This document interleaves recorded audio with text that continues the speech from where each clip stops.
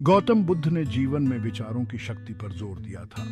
उनका मानना था कि हमारे विचार ही हमारे जीवन को आकार देते हैं। आज हम एक ऐसी प्रेरणादायक कहानी सुनेंगे जो इस बात को दर्शाती है कि हमारे विचार कितने शक्तिशाली होते हैं और कैसे वे हमारे जीवन को बदल सकते हैं। यह कहानी प्राचीन भारत की है, जब गौतम बुद्ध अपने शिष्यों के साथ विभिन्न स्थानों पर घूम घूम कर उपदेश देते थे। एक दिन बुद्ध एक छोटे से गांव में पहुंचे। वहां के लोग उनके आगमन से बहुत प्रसन्न थे और उनके उपदेश सुनने के लिए एकत्रित हुए।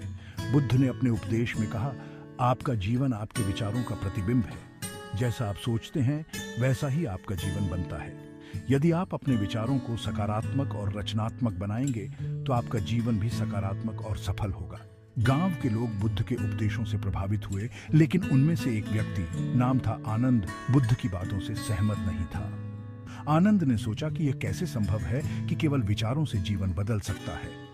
आनंद ने बुद्ध से पूछा, भगवान, मेरे विचार कैसे मेरे जीवन को बदल सकते हैं? क्या वास्तव में विचारों में इतनी शक्ति होती है?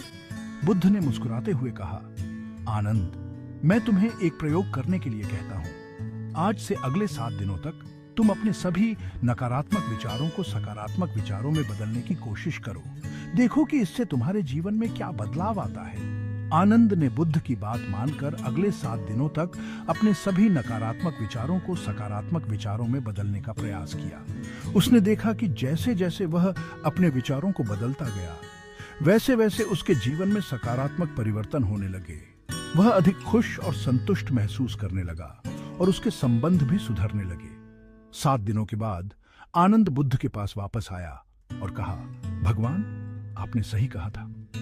मेरे विचारों ने वास्तव में मेरे जीवन को बदल दिया है। अब मुझे विश्वास हो गया है कि विचारों में अपार शक्ति होती है। बुद्ध ने कहा, आनंद, यही जीवन का सत्य है। हमारे विचार हमारे जीवन की दिशा निर्धारित करते हैं। इसलिए हमेशा अपने विचारों को सकारात्मक और रचनात्मक बनाएं। आपका जीवन आपके हाथ में है। इस कहानी से हमें यह सीख मिलती है कि हमारे विचारों में अपार शक्ति होती है।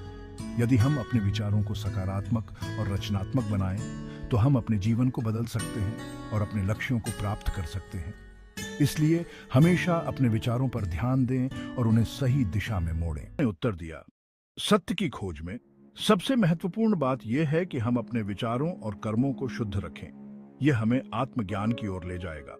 बुद्ध ने अपने शिष्यों को सिखाया कि वे अपने ज्ञान को प्रयोग में लाएं। उन्होंने कहा, केवल सुनने से कुछ नहीं होता। असली परिवर्तन तब आता है जब हम अपने जीवन में इन शिक्षाओं को लागू करते हैं। अंततः बुद्ध ने अपने अनुयायियों को यह संदेश दिया कि जीवन का सार आत्मज्ञान में है।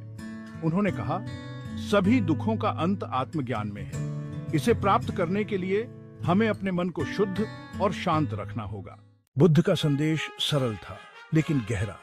उन्होंने कहा, करुणा और प्रेम से भरा जीवन ही सच्चा जीवन है। दूसरों की सेवा करना और उनके दुखों को कम करना ही हमारा मुख्य उद्देश्य होना चाहिए।